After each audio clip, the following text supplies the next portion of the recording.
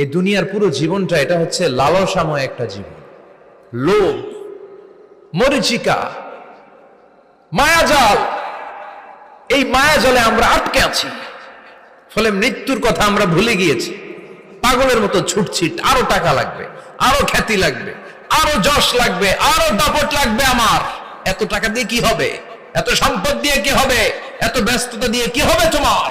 Stop, থামুন, অনেক হয়েছে। আন্না, থামুন, take a rest, take a breath and think about death.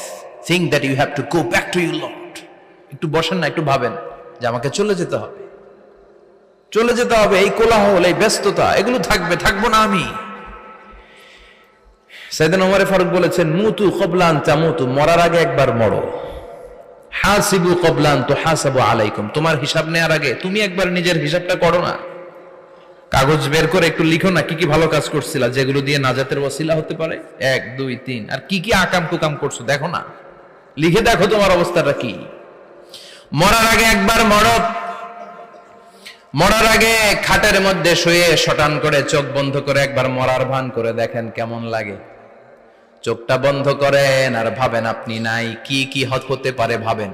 আপনার ছেলে মেয়েরা কান্না জুড়ে দিবে, আপনার প্রাণের স্ত্রী বিলাপ শুরু করে দিবে, বন্ধু বান্ধবের চিৎকার আর মাতম, স্থানীয় এলাকার মসজিদে ঘোষণা, অমুক এলাকার নিবাসী অমুক ভাই অমুকের ছেলে অমুক দুনিয়ায় নাই।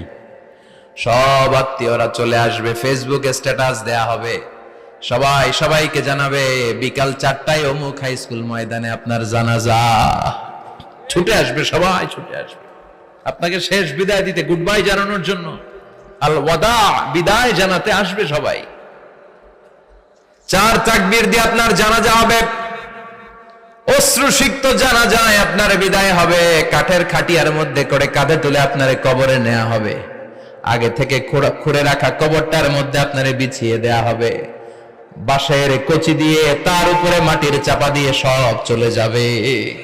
ভাবেন না একবার চোখ বন্ধ করে, this is the circle of life, this is the nature of life. এটা সবার হবে, আমার হবে, আপনার হবে।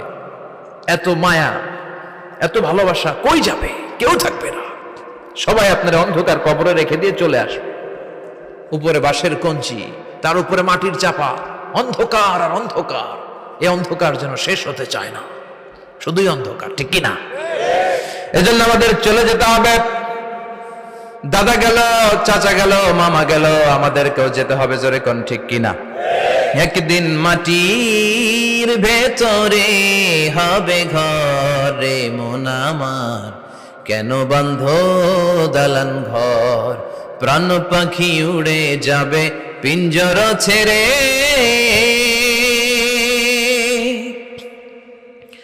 ধরা ধামে সবই রবে, তুমি যাবে চলে। বন্ধু বান্ধব যত, মাতা পিতা যারা সুত, সবই হবে তোমার পরে। মন আমার কেন বান্ধ দালান ঘর, একদিন মাটির ভেতরে হবে ঘরে মন আমার, কেন বান্ধ দালান ঘর, ঠিক কিনা? সব পরে থাকবে, চলে যেতে হবে আমাদেরকে।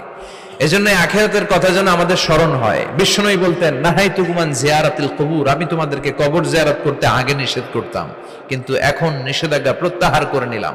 এখন সব সময় তোমরা কবরের সামনে যাবা আর জিয়ারত করবা। কবরস্থানে যান তো? বড়ুয়া কৃষ্ণপুরের এই গ্রামের কবরস্থান আছে? কোন দিকে?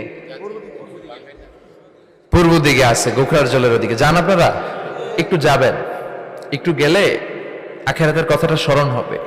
ওখানে ছোট শিশুরা শুয়ে আছে, কিশোর যুবকরা আছে, আপনার মতো তাগড়া যুবক, মুরব্বীরা আছে।